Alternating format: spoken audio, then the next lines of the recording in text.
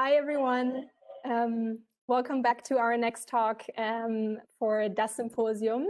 I'm super happy for this one because I'm super honored to have Jenny Dorsey here, which we will talk about. Hi, yeah, say hi. And also, surprise from the Berlin community, Dalad Kambhu is also going to join us for this conversation. So yeah, I'm very excited next hour. And as usual, we will have a short, not a short, but we will have a Q&A with the both of them on the topic of cultural appropriation in our kitchens. And then we again will open the room for you guys to ask your questions and join into the conversation and maybe also share your experiences. So feel free to also use the chat function on the side if you already want to add anything, or if you already want to also ask a question in the middle of it. Yeah, feel free to do that. And we try to make this as much as a conversation at a round table as we can in these days. So to give a short background to Jenny, I think you have a really a lot to say and a lot that you did in your life so far, but I will try to comprehend it. So Jenny Dorsey is a professional chef and writer, and you're focusing on food in the combination with technology and also social issues. You're based in the US. I think you're traveling between LA and New York City right now, if I'm not wrong. I was a little bit confused here. And you are founder also of the pop-up series Wednesdays and the nonprofit culinary production studio Atao, where you also recently just hosted the series Asian in America, where you're looking at the identity of Asians in America, obviously, with some virtual reality in those pop-ups, which is super interesting. Maybe you can tell us a little bit about it later. And just interactive ways of getting to know the people that are there. And you also co-host the Why Food podcast on Heritage Radio Network, which I strongly recommend to everyone. I really love the Heritage Radio Network in general. So if you guys want to listen to some more food podcasts, they're great for that. And you also recently just had a TED Talk on the topic of how food can be a source of identity, intimacy, and vulnerability. So maybe, Carla, you can post that also into the chat so people can watch that later. But to jump in, because I think you can explain yourself maybe better, Jenny, how did you start your professional career in food? Because you did something else before that. And yeah, can you explain to us why you also decided to make food your profession in the end? Yeah, sure. So hi, everyone. Thanks for having me. I actually started in my career in management consulting. I was a finance major out of college, so was kind of encouraged to go on essentially one of two tracks, either like investment banking or management consulting. Went the management consulting route because despite being a finance major, was actually not that great at math. I just figured my way around it. And so I went to management consulting and always wanted to be in the fashion and luxury field. So slowly worked into that group at the firm that I was at. So essentially had made it, like in my mind, my college age mind, I was like, oh my God, I made it. I have this like glamorous job. It's so cool. Except that I actually hate my job and I hate my life. I hate going to work every day. I hate what I do. I hate all the people I work with. I don't see any point in doing the work that I do. I literally actively felt like I was like taking like resources out of the world and I don't know, just like wasting them.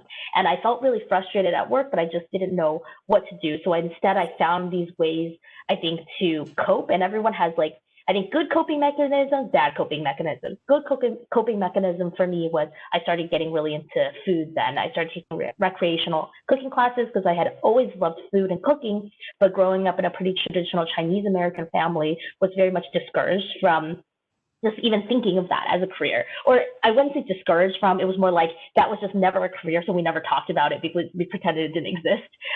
It just didn't exist in anybody's mind, much less my own. And then toxic coping mechanisms was, I mean, I was in so much debt just buying clothes, buying shoes, because what I saw as my superiors at work is they were also probably unhappy inside and they just bought so much every month and you just keep consuming. You hope that at one point, if you consume enough, it will fill some hole in your heart, and it won't. And it won't. And I would watch these women that were much older than I was, were very fabulous, dressed so posh, and so unhappy inside. And I was like, I really don't want to be like that in 25 years. I was really afraid. So anyway, this was a long story to say. I didn't know what I wanted to do. The only thing I could think of was, you know what, I'm going to go to business school. And so I applied for business school, early decision, got in early, and essentially had about 9 months before I actually had to start business school. So I ended up quitting my job, going to culinary school, got a diploma in culinary arts, and then 3 days after I graduated from culinary school, started business school, and very quickly realized that was just not the right place for me to be. Just kind of went right back into the environment that I didn't want to be in. And this is not to knock on everyone I went to business school with, because I married someone that I met at business school, but it just was not the right fit anymore. And I very much quickly realized that, and felt, do I want to spend another 2 years kind of shooting the shit with these people who think that Goldman Sachs is the best thing since sliced bread, or do I want to go find out who I want to be? So just kind of left and started doing all sorts of different jobs in the food industry. I was really privileged in that I had already taken out a loan for business school, so I essentially had living funds for 2 years, and could take on unpaid internships, unpaid jobs, volunteer jobs, just to figure out what I did or did not like in the food industry, and eventually ended up taking a full-time position in research and development at a large food company. And I can talk more about kind of like that if anyone's interested in R&D, but really enjoyed the R&D process, hated the company, so eventually branched out on my own, started to do my own consulting, and slowly has led me here to do the work with Studio Tao. And we'll talk about that in a second. I just want to also introduce Dalad real quick. So Dalad is a former model and also used to live in New York City. And now you're the head chef and co-owner of the Thai restaurant Kindi here in Berlin. You also recently received a star for your work and your food there and the experience there. Sorry, it's not just the food. Can you also, because you actually have quite similar life changes, so maybe you can also explain real quick the same question. Why did you decide working in food? Similar to Jenny, in the sense I was living in New York, and then I found out when I was like moved to New York how much I love food, and how much I want to be a part of that, and but it wasn't possible for me, because everyone at that time I was so young, and I gave my power to other people. A lot of men chef, because back then it was all men working in the food, and you kind of give power to them. We talking to them, hoping that asking them for questions and opportunity, and they all kind of like, no, you should be outside. No, it's too hard for you. Or no, you should. And I was young, so I listened to them, and I didn't really pursue them until later on. I started running a private dining club, and then I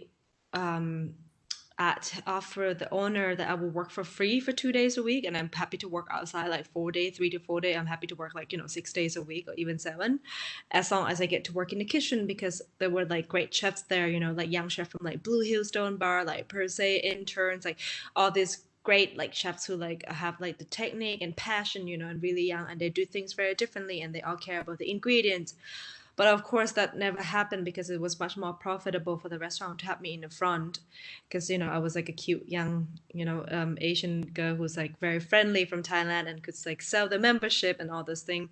So very similar to Jenny, I was so miserable.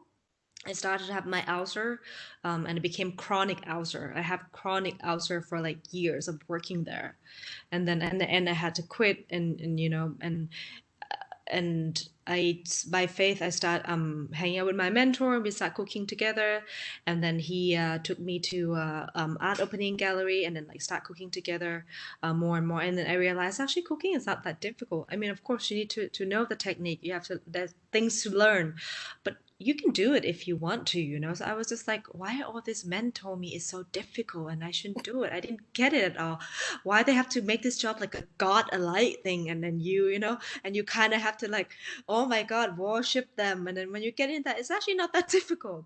And then the opportunity came up in Berlin, so I kind of gave up everything and came here, and that led to another challenge of like, you know, how people, which we can talk more later, about how like Thai food should be cheap, and how like it limited itself to the ingredients that people believe it is Thai, rather than the cooking techniques or the way you cook, you know. So I've been going through that quite a lot, yeah. Thanks, Dalad. So much for your guys' background, both very super interesting stories. Jenny, you are now, you founded the studio Atao. And can you tell us a bit about why, because it's not a restaurant, it's more a studio where you do the pop-up that I mentioned before. I think you also do it with some other people collectively. And can you tell us why it's important for you to connect your food with the social challenges or questions that you raise with the community that comes there?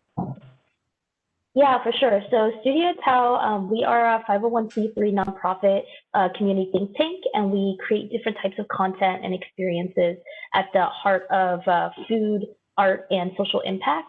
So we do two main arms of programming. One is public exhibitions, and mostly like in live exhibitions and experiences, dinner experiences, food-based experiences. Obviously, that's kind of on pause right now with COVID, but sorry, my dog is like attempting to sit on my table.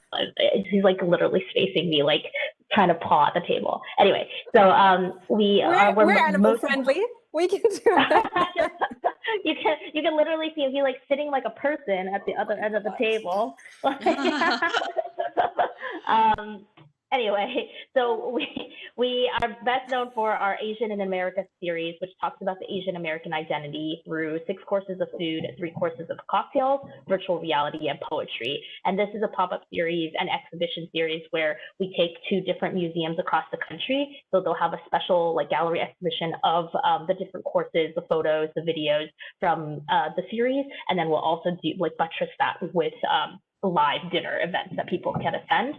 We've taken it from places like Los Angeles to Honolulu to New York to San Francisco. We were trying to take it to more places in the middle of the country this year, but hopefully next year. The other arm of a program we do is more content focused. So we host a variety of different small group conversations that we call experimental salons, and about specific social impact topics for an industry. So for example, we gathered a lot of food media professionals earlier this year to talk about tokenization and food media. And over the course of several months, was able to compile those into learnings that we created into our first toolkit, which is about recognizing, disrupting, and preventing tokenization in food media. And now we're in the process of doing a second wave of those salons so that we can create a toolkit about creating equitable change, programmatic equitable change in food media organizations.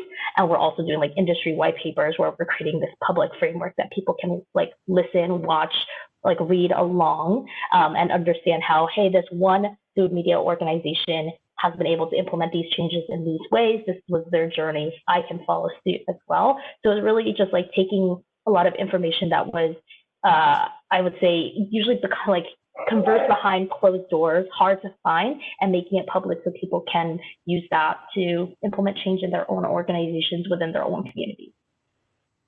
And you also write.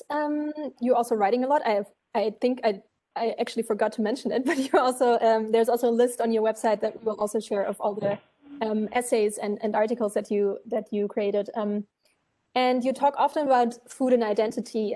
Can you elaborate a little bit on that? Why is food so important for someone's identity? And please, Dalad, feel free to add if you want to. Yeah, I mean, I think at an individual level, food is really important to identity because it constructs a big part of our identity, right? Some of our fondest memories are usually around food. Some of our least fondest memories are often also around food. But pretty much every big life event is complemented with some sort of food, whether it's a new baby, whether it's death, whether it's a birthday, whether it's anniversary. All of those things construct how we see ourselves and how we interact with other people. But from a social cultural level, food and identity is really important because the way we see food also shapes how we see, as I said, see ourselves, but also see other people, whether that means there's like an implicit social hierarchy when we talk about different types of cuisines and value. That is a implicit social hierarchy that we are socialized to live. Right now, I'm in the States, so if you think about the false narrative around Thanksgiving, that is a social narrative around food that has constructed our American identity on how we relate to indigenous folks here in the US. So these are really important ways that we are quietly essentially indoctrinating the next generation to see the rest of society, but we never talk about it because, you know, food is supposed to be this happy thing that we love, blah, blah. We can talk about that later. But it's a very, very powerful tool in how we shape perception and how we shape our perception of other people, how we marginalize or, you know, or exalt certain groups of people, how we, you know, make certain things taboo. Like I wrote about this in a post a while ago. For a while, there was a lot of really racist imagery of watermelon, and that was used to make racist remarks about Black people here in the States. I mean, these are things that it was never said, like there was no explicit things, but that was all over mass media, right? And so this is just how we internalize so much of where we stand in relation to other people in the context of our own society. And when you said you cook like a 6-course menu and American Chinese food, can you describe the food? What was it like? Like what kind of food that you do there? Yeah, sure. So all my food, I am Chinese American. I'm a first-gen Chinese American, but I don't really cook like traditional Chinese food or Chinese American food at all. All my food is very like much about symbolism and the Asian American experience. So for example, I have one course that talks about the model minority myth and why that myth is super harmful to Asian Americans, but also like why it's inescapable. Regardless of if you care about the model minority myth or model minority myth, it doesn't matter because that's how people are always going to see you, the lens that they're going to see you through. If people are unfamiliar, the model minority myth is that, you know, Asian Americans are an upwardly mobile, economically successful group of like immigrants essentially, and they set the tone for the American dream sort of idea that anything is possible because Asian Americans have been able to ascend through racism, ascend through, you know, social economic like lack of socioeconomic ability to, you know, reach whatever heights of like white adjacency that we have now. What this really ignores is that there's still a lot of racism, there's still a lot of anti-Asian racism specifically, as we've seen with COVID, and that economic capital, economic gain does not equal social, cultural assimilation or acceptance. So anyway, this dish is about that. And so the main course or the main protein on the dish is veal sweetbreads, which is the thymus gland of baby veal. And usually in fine dining restaurants, you will never serve offcuts because offcuts are gross, on the exception of sweetbreads. You often will see sweetbreads on menus, and they're always served in one way. They're always deep fried. They're always served with a pretty heavy sauce. And in that same vein, you know, Asian Americans, it's like, hey, we usually don't like immigrants. We don't like people of color, but you're okay. We accept you as long as you stay in your lane. You shut up, you be quiet, you do what you're told, you present yourself in the way that we have kind of curated for you. And so with that, if you look at the dish visually, and I can pop a link in the chat in a second, it's like a maize that's made out of chrysanthemum. Chrysanthemum is a leafy green herb that white chefs in America discovered a few years ago. And they were like, wow, this herb is the best. And, you know, people have been eating it for years and nobody said anything. And so there's this chrysanthemum at the center. You feel like you're navigating this maze of being Asian, being American, being Asian American, just trying to fit in, trying to assimilate, but at the same time, assimilation is a culturalization. Like, you know, we use two words for that, but they are really, like, especially here in the States, if you want to assimilate, you have to concede to white dominance and white supremacy to assimilate.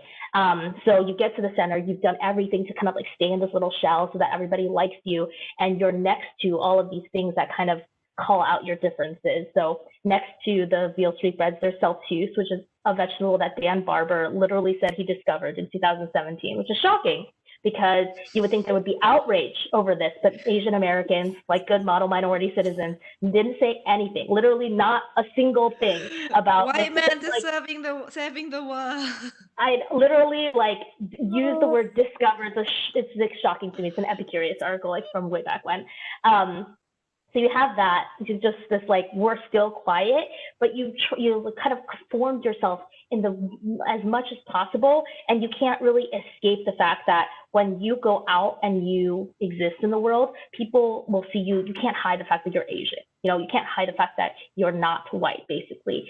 You can't present as anything but who you are. And so everything is covered with this kind of rice gel sheet that I made.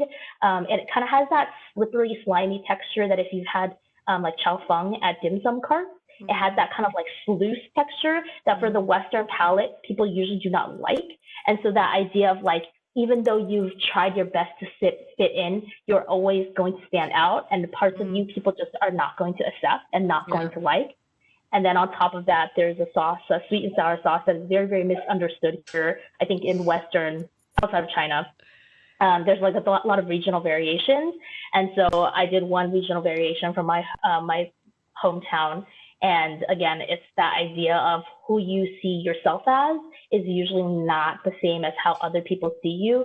And that kind of distance, that dissonance that is the Asian American experience. I think that is the experience for most marginalized communities. There is also a dish that's called toxic masculinity, which I hope we will talk about in another talk. What I have to mention is like, so when I live in New York, right, I love American Italian food because I live in Little Italy and there's so many of them, and people all say, it's not real Italian, it's not authentic Italian. I'm like, and after a while I'm like, of course it's not, but it's American Italian and it's delicious in its own way.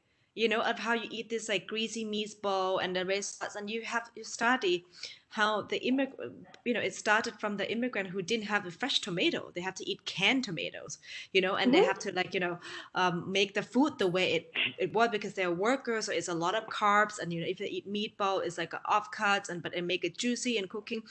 I'm not here to say that it's like, oh my God, the best cuisine in the world or anything, but I'm saying that's, people emphasize so much, same thing with like American Chinese, or, they just like sort of like, oh, it's not authentic Chinese, or like, oh no, it's like, or like, it has to be this way. It has to be General Shao chicken. Is that the thing? Like the thing that like everyone, like, it has to be a thing, and it's just so complex on this issue because there's so many aspects of it. And weirdly, you would think in 2020 in Hong Kong, there's a restaurateur, a friend of mine told me that he's a friend of a restaurateur, and they have a sign like, we don't serve like General Shao chicken. And it's 2020, they still have to have that sign. And very often they have like Western men come in and ask us one question, do you have General Shao chicken?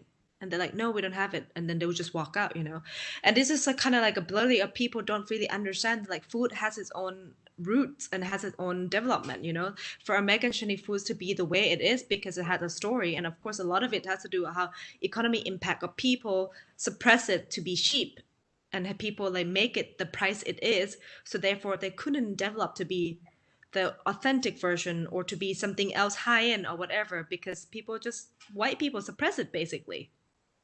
I really want to know about your experience, Dalad, on that, what the expectations are also when people come to your restaurant.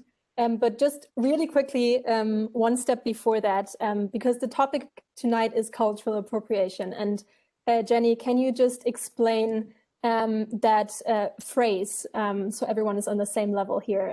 What does it mean? And maybe you also have an example from the recent culinary world that really shows nicely, like General Shao chicken, or I don't know. Sure. So the working definition that we use, and I'm going to paraphrase because I don't have it in front of me, is more or less the adoption of one or multiple aspects of a culture by a dominant culture, especially when it is done so in a way that is out of context and for the profit of the dominant identity. So, for example, cultural appropriation spans all industries, definitely not just a food issue. A lot of times we see it in things like music, in fashion. I feel like we see it maybe the most in fashion, or it's most mainstream in fashion, but in beauty products, etc. An example in fashion that's comes up every year around this time is people wearing Native American headdresses and Native American, like, tribal outfits that are usually used for celebration, or perhaps it's used for in mourning of something. So again, when you use it to celebrate random stuff like Thanksgiving, which Native Americans generally do not have a great association with, then that is taking something that is culturally significant to them out of context. And if you are the person selling them, if you are the influencer, wearing them and getting likes on your Instagram, that's profiting. Profiting doesn't always have to mean that money is exchanging hands. In the realm of food, you see this, all the time when you have white chefs who decide, like, I went to China one time, so now I'm going to open a Chinese restaurant. And there's nothing inherently wrong with anyone cooking foods from a different background. It's more that you're not addressing that there is a power dynamic that exists between if I want to start a Chinese restaurant tomorrow versus if you're a white man that you want to start a Chinese restaurant tomorrow. And also if you're a white man that wants to start a pan global restaurant that has curry on it and has, random things from the Middle East or, some things from New Zealand, like, you're allowed to do that. You're given not only the capital, the connections, the press, but also just the social leniency to do that. Yeah. Whereas for people of color, especially for women of color, like, you're basically seen as, well, you should be able to cook the things that from your culture, and that's it. When I went to culinary school, I wanted to extern. So at the end of the culinary school, you do this thing called an externship, basically internship. And I wanted to extern somewhere. And I said that I wanted to go to fine dining. My background is in fine dining. And I was given one option. It was like a Chinese fine dining restaurant, the one Chinese fine dining restaurant in New York. And I'm like, I know we have connections to all the fine dining restaurants in New York. We're like the only culinary school here. One of two culinary schools that exist in New York. What about Per Se? What about Jean Georges? What about Blue Hill Soul Barn? Why didn't I get any connections to all of those places? But you gave me this one, right? So there's a big power dynamic that needs to be addressed and fixed before we can get past cultural cultural appropriation. I always get a lot of questions from well-meaning white folks that are like, how do we fix it? And it's like, well, we can't fix it. We can't get past it until we fix power dynamics. That's going to take a very long time. Dalad, can you share your experiences, what it means for you to cook Thai food in Germany? And also having a fine dining restaurant that is serving Thai food, and what you just started to mention it, what the expectations are also on what your food is supposed to be. So basically, Kindi, we sort of like, okay, we're not going to so basically, like, of course, we're going to make Thai food the way I grew up in terms of flavor and stuff like that. So, for example, curry paste, we make them all fresh, and they taste, if you buy the canned one, they have 4 ingredients. The one we make have 12, for example. It's just like a easy example to explain how we do things. Like, we pound the chili paste, we do a lot of things out hand like that. But when it comes to the main the ingredients, which is like fish, meat, and vegetable, I said I want to use local products only because it's I'm into sustainability. B, I don't want to use flying mango and papaya. It just not only like the pollution that we created through the process, the food is just not good. It's not going to be fresh. So I would like to use local products, but I would cook it in the Thai way as a Thai person who grew up in Thailand and remember all these flavors. But knowingly that there's a different ingredient and stuff like that, and and I don't really, my food doesn't really look like a so-called original Thai food in Thailand 30, 40 years ago, like most restaurants trying to do still. I call it contemporary Thai food. And that, you would think that you go to some place and you eat a very tasty Thai food, but local products that local produce that have the quality of organic or even better because it's from a small farmer who really take care of the farm really well. It took us a while to get there actually, and that's a different topic, but you would think that people will be excited about it. And we have, but the results actually was the opposite. People were like, why don't you use mango? Why don't you use banana leaf? Oh, I love tom yum. Oh, I love lab mu. Why don't you do this? So many people come to me and sort of expect me to cook what they think is Thai. And they all sort of from the experience in Thailand because I went on a holiday once or maybe 2 times or 3 times or maybe maximum 4. And I'm like, Gap year, Dalad, gap year. Yeah, I lived there fucking 20 years. Like I spent most of in my 20s, I spent so much time in France because my aunt lived there. I would never go tell people how to cook French food. And but people just have this audacity to tell me, and not only that, they also tell me how much the food should be. I've had this person who have a gallery and very sort of like fly around the world, living life very sort of modernly. Yet he said to me, "But it's Asian Thai food, It's like other Asian food. It cannot be a star food." Or like, "Oh, it's Thai food. It has to be cheap." And we were like, and I'm like, why? Shouldn't you judge the food by the pleasant you get from the food and the quality? But when it comes to Asian food, which some people still use the word ethnic food, which I don't understand 2020 why people are still using that term. Anything except Japanese has to be cheap and has to be fast and have to be according to their memory. And I'm like, how could someone go on holiday somewhere and just assume that they know better than the person who from that place? And this is something that primarily happened with white people, because Asian people don't have that chance to even do that, right? And also, when it comes to Japanese food, one thing, I don't know if it's true, and Jenny, maybe you can wait on this, or maybe this should be a different topic. One theory I have is like, when it comes to like Japanese food, okay, if it's ramen or if something, it kind of a little bit can be cheaper, but when it comes to sushi or any other kind of food, it has to be more expensive. And I think it has something to do with the fact that it's protein different, and that's therefore is more similar to Western diet. Could it be? I think it's perhaps a little bit about the proteins, but I think it's more so like Japanese Americans, at least in the US, Japanese Americans, Italian Americans, you can see that there is a rise in how the food is seen and how much value or price it commands at restaurants based on like menu studies and whatnot, that correlates against the social economic standing of Italian Americans and Japanese Americans. So especially as more Japanese businessmen started coming into the U.S. and forming businesses there, with them came like the surrounding economy of catering to their interests, which were yes, maybe it is ramen, but it's also high-end sushi, it's high-end,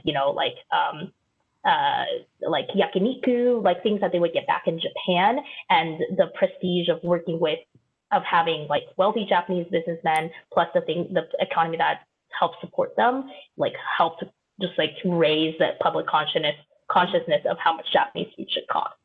Mm-hmm. I think we just talked about two really important issues, because I think, a lot of the times talking about the issue, there's always this not understanding the effects and the impact that you have. So it's always like, but no, I don't hurt anyone if I, if I cook this cuisine. But I think this is like a big effect that I also wasn't aware of for a long time, that Dalad, for example, when we talk about the price in your restaurant, that it's very difficult to raise the price, to raise the price, because there is such a different perception what Thai food is supposed to cost, and to change this perception, attitude, and the willingness for people to also see it, and we also talked about this other thing, that there's different perceptions of different cultures. So like Japanese is seen as more prestige. We also had a talk actually with an NYU professor, Krishnendu Ray, maybe, I don't know if you know him, Jenny, and he also talked about it. It was super interesting that, for example, some cuisines went up in their perception of what the value is. So for example, when Noma also did the Mexican pop-up and everything, like Mexican food became quite popular in the last years. But for example, Thai food, and I looked at his graph, never it never went up. It was always like perceived as this like hole in the wall, and then that's the authentic way, and that's the best thing, right? Like that's the best Thai food. So I think these are two things, and I think people need to understand that maybe that is the impact that they have in a long run over a few corners. So maybe Jenny, you can talk a little, or you both can talk a little bit about this, like different perception and values that in the different cuisines, because for example, with Italian cuisine, it's also, again, a totally different story than with Japanese or Thai cuisine. So what is the difference in these cultures or food cuisines?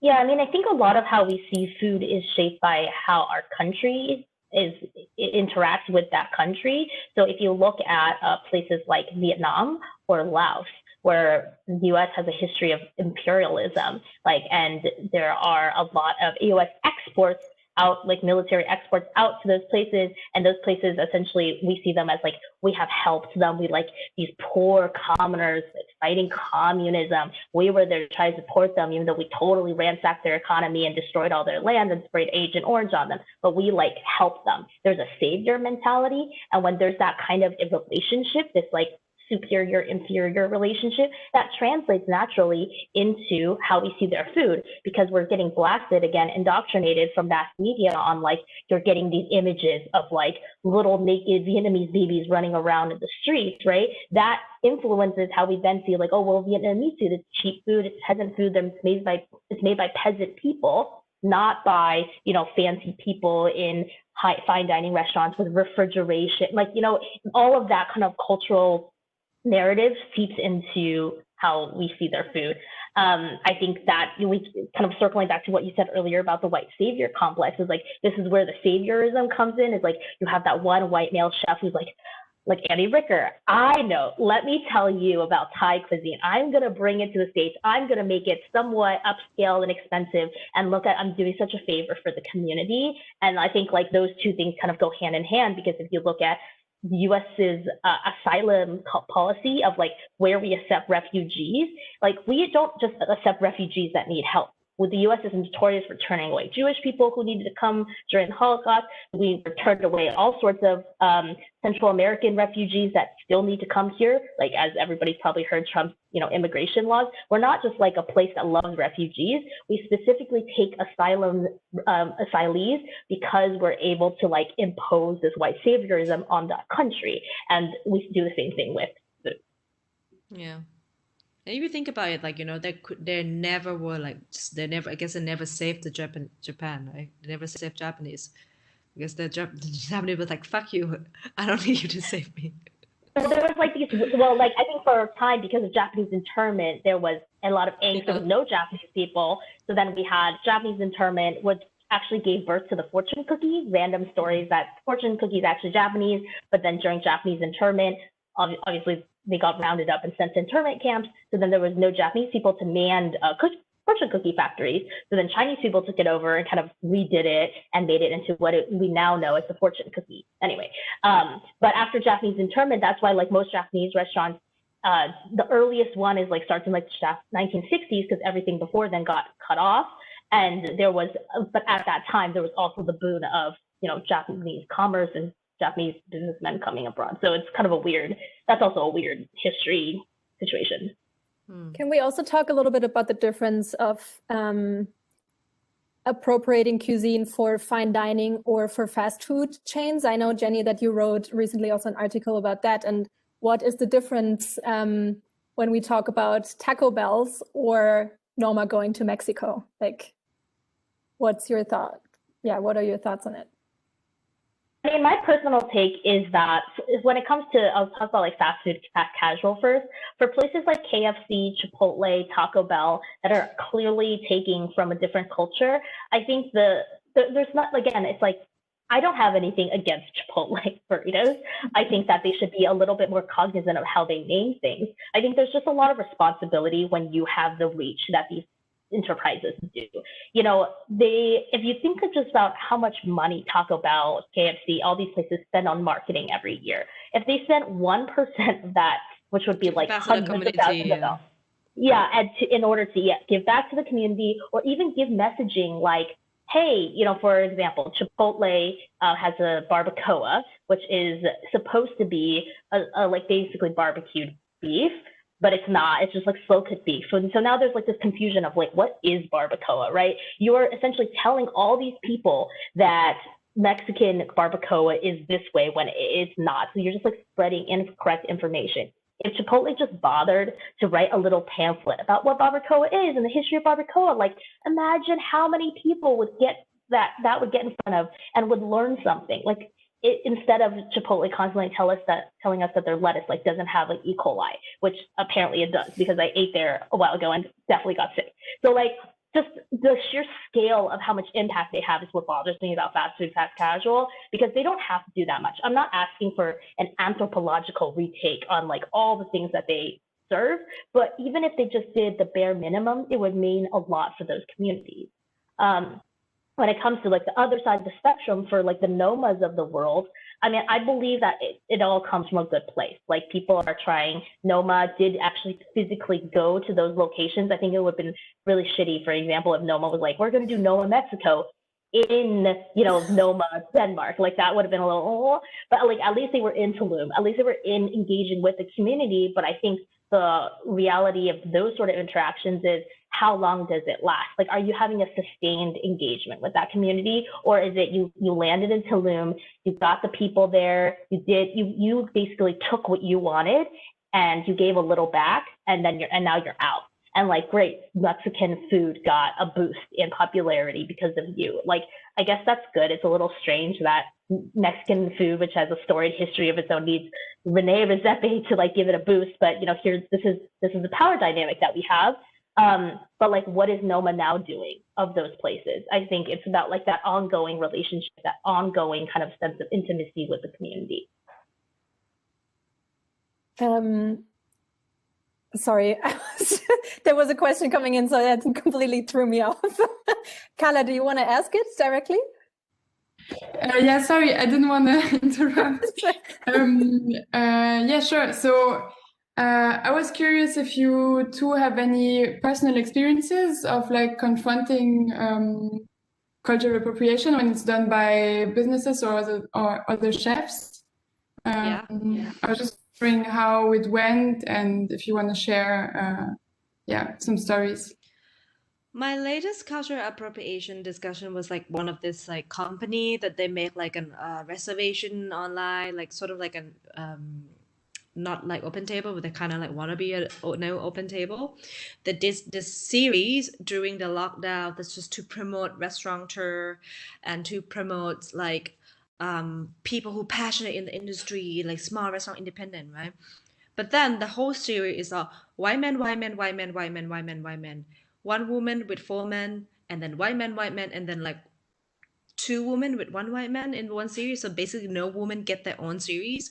And there only one woman of color who's like Asians, and she was like pairing up with a guy, but in the photo they put it was like 3 dudes.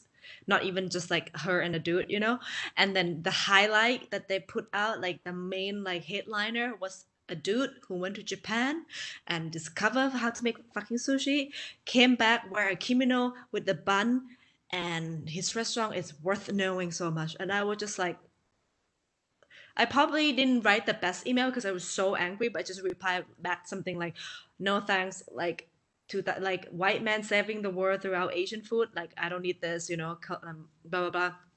And the guy CEO like actually emailed me back, and he was like, I'm actually a color of person as well, and it's all about celebrating the passion. We respect all passions, and it doesn't really matter. And I wrote him really long email back, with still like really angry. So I don't think it was well in time. Maybe I should write it back to him. Maybe you can help me, Jenny. And I was just like explaining, things that we know about how like, A, you didn't give any woman a platform of their own. B, there's no woman of color get their own platform, and the only person who got it, she was had to be gang up with men in the photos, and then and the 85-90% of the people in there is all white men, and not to mention the headline sushi dude. It's like, okay, you passionate about sushi, make it at your home. Or like, if you want to open a restaurant and you want to benefit from other culture, ask first, like, if that person, if you're a color person, a woman of color particularly, could you have done otherwise with like French food or anything, like I have no chance. Like I have no chance if I try to do like a French restaurant or whatever. Like it would be difficult, and people put me in the box of Thai food and cheap Thai food. Even for me, it's already so much work to do Thai that is not cheap and contemporary. That's already like took so much out of me. I've had like a burnout like in a row because of that, not because of just food, because of deal with that crap. Why I have to go back and still have to believe in what I do is good and important. And in the end, I was saved by Michelin star, which I'm so grateful for. But again, it's a community of the Western men. It wasn't like, and then of course now all the white men would think it's good because another powerful white man tell them it's good. But anyway, back to that confrontation. Like obviously the guy didn't even respond back to me about that. Like I think he believed in wholeheartedly that it's okay. And I think from my experience, I met a lot of people, men of color as well, who have a mean into eating fine dining or to a bit or more. And there is this thing of wanting to be a part of this glorious white man. Like I know personally like a couple of Thai people and one Thai man who's like he's passionate about so much about food and fine dining, and he has so knowledgeable, but it's such a shame to see him totally his point of view completely as if he's a white man. He doesn't look for his fellow Asian chef. He doesn't look for like Thai chef, who struggle at all. But I think it's because a lot of do of like he has a bit more power than us, but still is not as much as other white men. So he really want to be a part of that and totally like being like melted into. Jenny, do you want to add any? Yeah. I think I was so struck by that idea of like we only care about passion.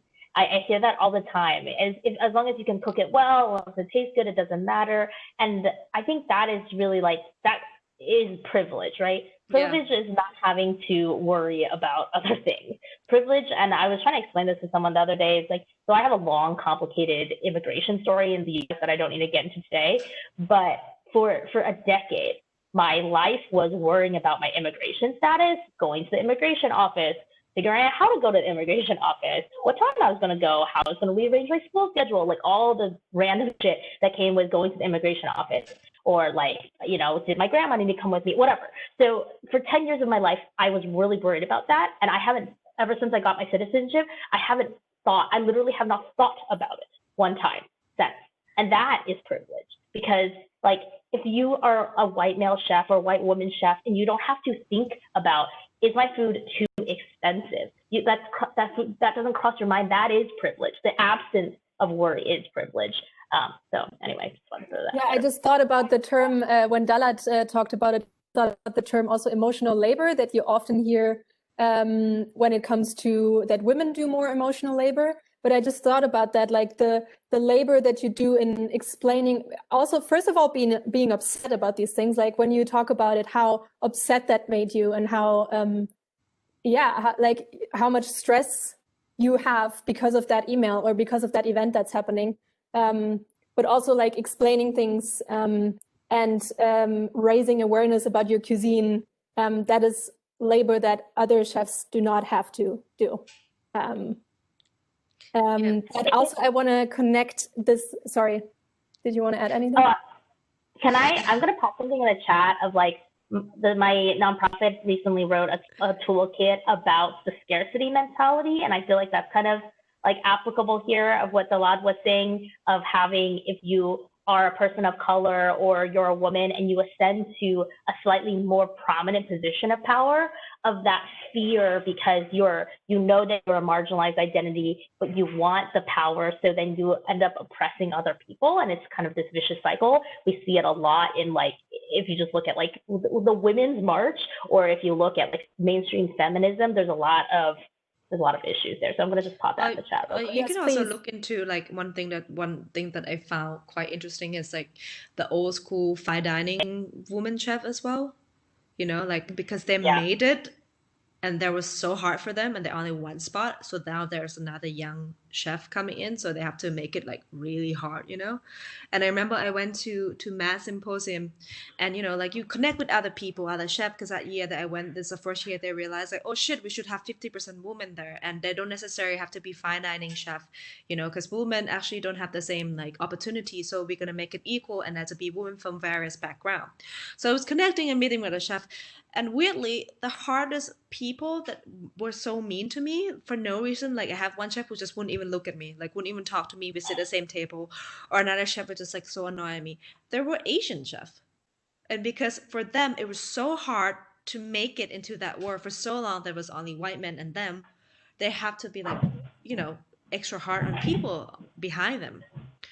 So for me it was really hard to experience that, but also like it's reminded me like I cannot do that to anyone else, and I have to actually make it easier for other Asian chef and other women of color chef in general. I just have to make a point to make it easier for them. I'll give them more opportunity. I'll check it with them more if they like have any extra need, which in the end they do. Like when I have person of color work for me, women, particularly women of color, and white women working for me, I can tell you that the story of the white woman going through the problems they have in their life and their family, it's not comparable to the woman of color have to go through at all. Like it's just incomparable. So therefore, I make a point to make it easier for her. Like whatever she need, whatever she want, I will just go in to help her. Yeah. Talking about also educating people on the matter. Actually, Jenny, you have a super cool Instagram account, which I also posted into the chat. Also, people feel free to post your questions. Sorry, we're just chatting the whole time, but you can also ask your questions into the chat and then ask them directly. But your first slide is, why can't I cook what I want? So that's probably like the question that you get asked then when you talk about this issue, like, but why can't I cook what I want?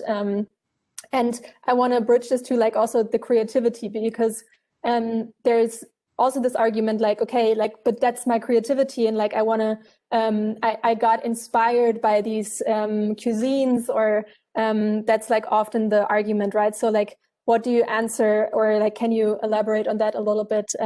Why it maybe doesn't mean that it, or does it? I don't know. Like, does it mean that we can't cook creatively anymore, or like, what's your take on it?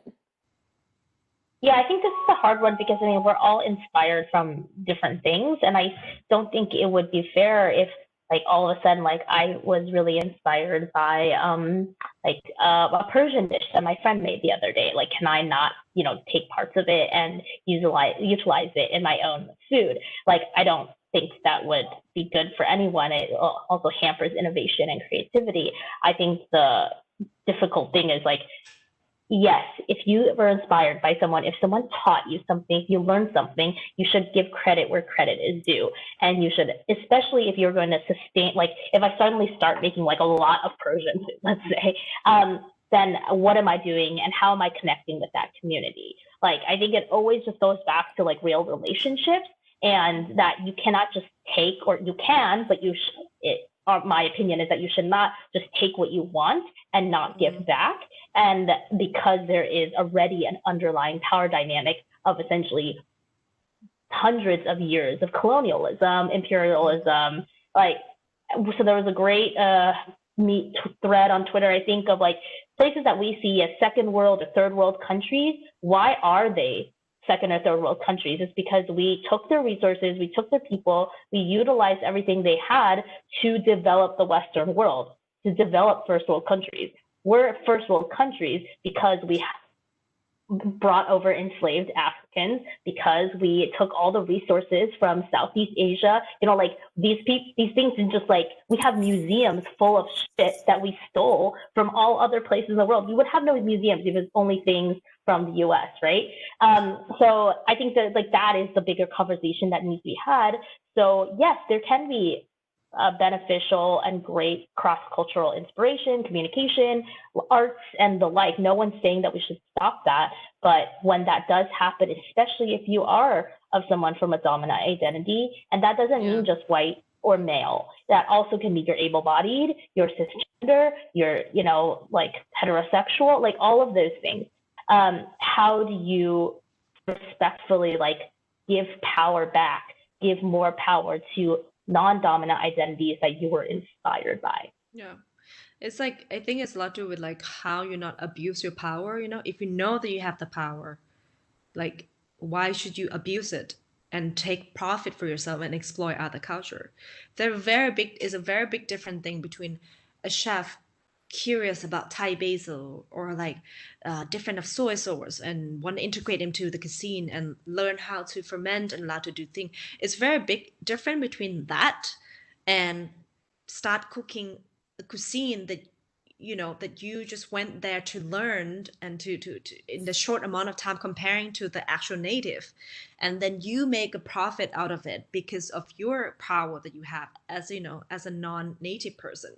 I think that's a huge different thing that people seem to confuse, and they were like, yeah, but chef love, why can't I do that? I'm like, of course you can learn anything. I would love to teach people how to the difference between all the Thai basils and how we pound the chili and how we roast them and what's the difference between roast lemongrass and not roast lemon curry. I'd be glad to show that.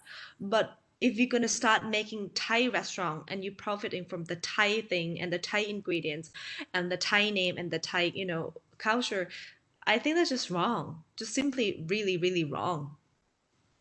And also there's like this, the recent development of farm to table, and people really want to, get to know all of their, old recipes from Eastern Germany and, this whole like localism and regionalism that is super celebrated. I want to go a little bit into that and why also the naming process is important for the dishes. Like you mentioned this chicken dish. Also, this question is definitely going out to my mom, who still makes curry, and what she does is she's using cream and putting curry powder in there, and that's her curry.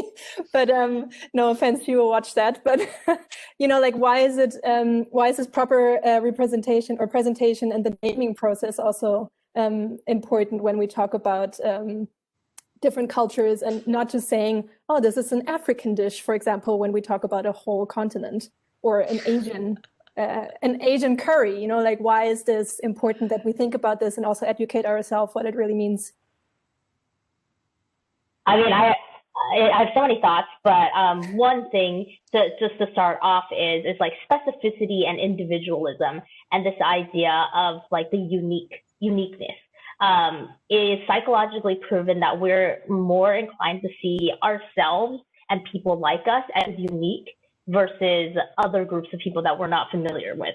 So because I'm Asian, actually, perfect example, I was talking to an Uber driver recently, and he asked me, like, how can I tell between all the different types of Asians? Because we all look alike.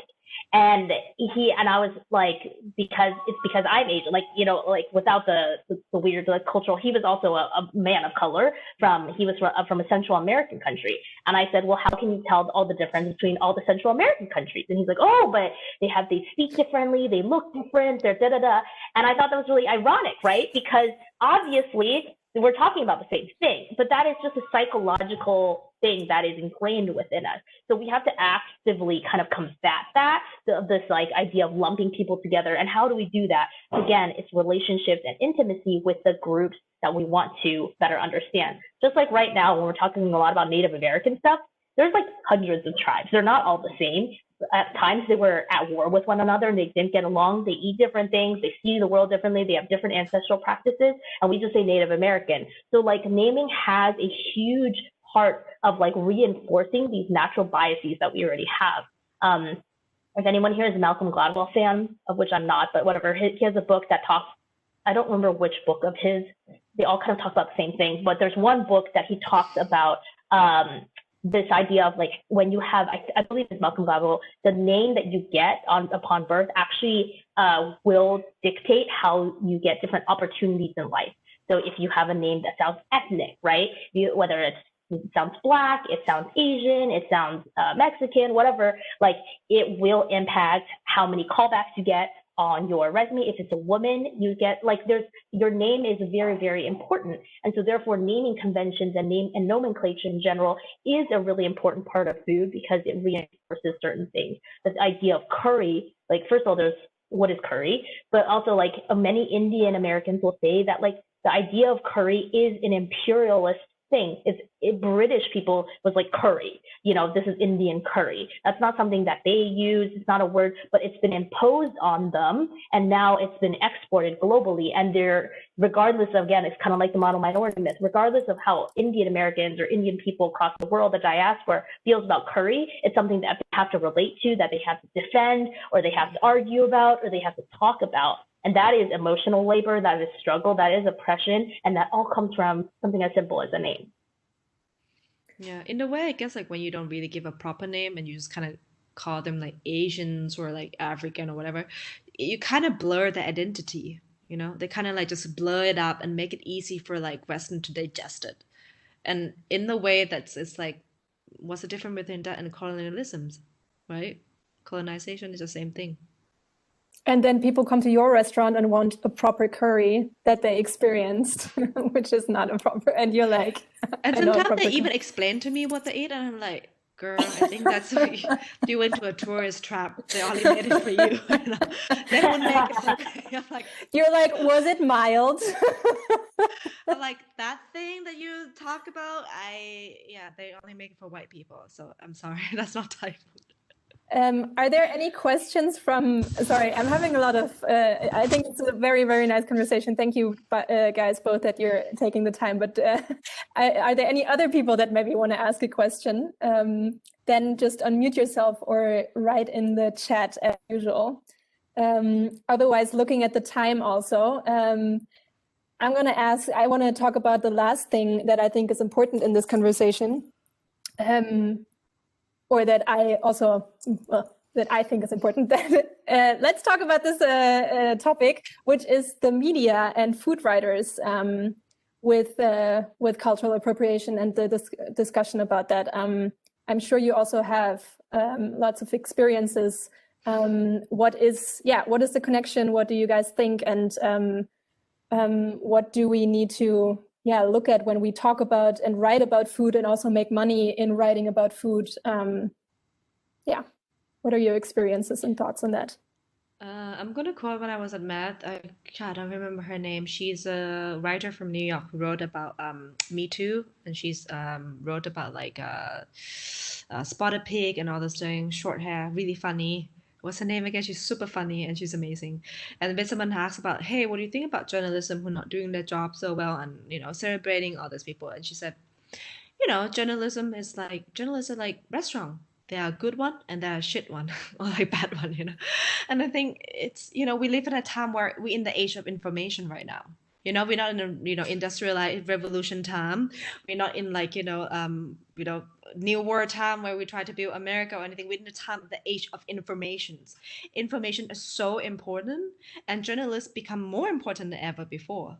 And I think it's so important for them to recognize that everything they put out, all the informations are valuable and can be a tool to like uplift someone or hurt someone in the short term or help blurring, this existence of what we've been talking about to help blur the identity of these cultures. So I think it's so important that food media have to know better and do their job better. It can't be that like, I have, because of the year we got a Michelin star and I became the 10th woman in Germany and, the second non-white woman who ever got it. So we got a lot of attention in a lot of media because it can't be that all media ask the same questions as if they never check or look up on online, and it's always the same question. It's like, oh, use the term of authenticity, or do you think your food so you got to start because your food is authentic, or like I think all this thing that is like, it's important for them to know better, to study better. Yeah, I think there's a lot of responsibility when it comes to media, especially like the larger mainstream media publications. As you said, there's shit journalists, and most of the time people don't read them, so it's fine. Who cares? I don't care about your like blog posts. But like when you are talking about Bon Appetit, when you are talking about the Washington Post, the New York Times, and those are still mostly white newsrooms.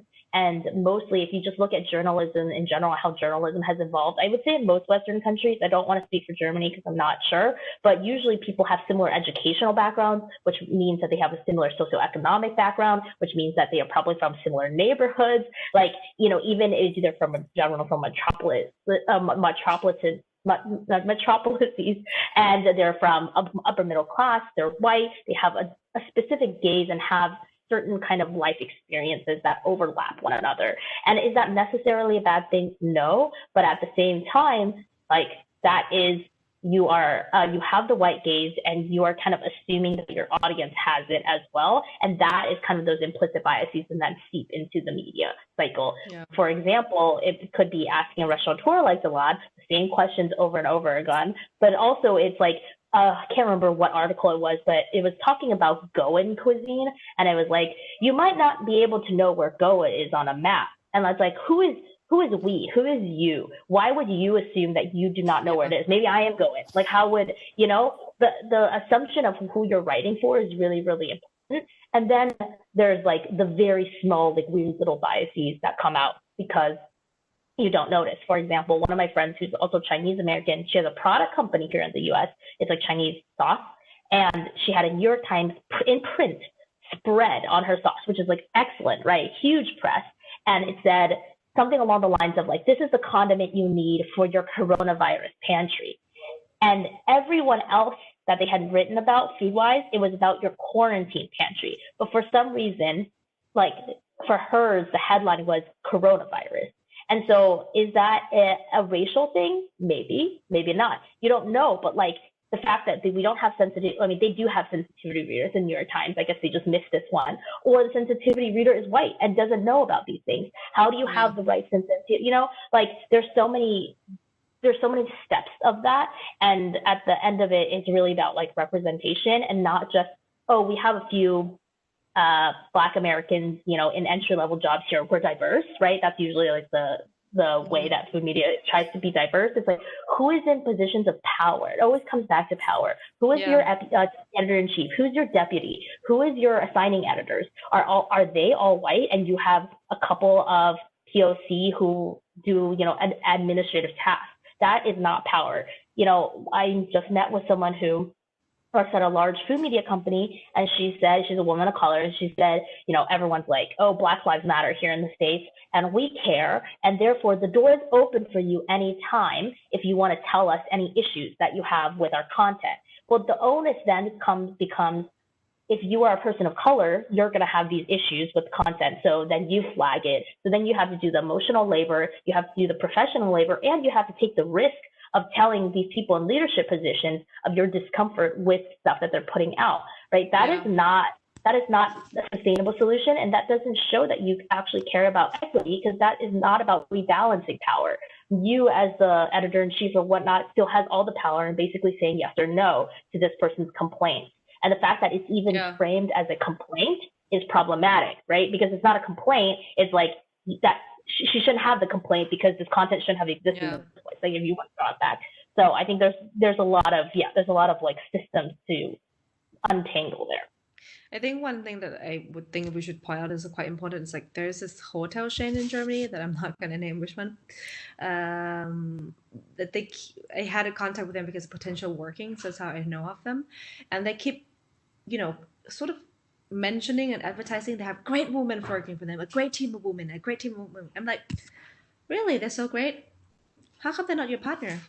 Because in the end, the board is all men, the main owners are all men, and still those women have to report to you and get your approval, and then all those women are white women as well, and there's all this thing where it's like, but it's Germany. Like, no, Germany, no. You have like Turkish people, you have Asian people living in Germany. Like you can find women of color to be in your team in senior position, and you can lift women into the actual position, right? Because in the end of the day, the person who has to say yes or no is still in the end is like a Western white man.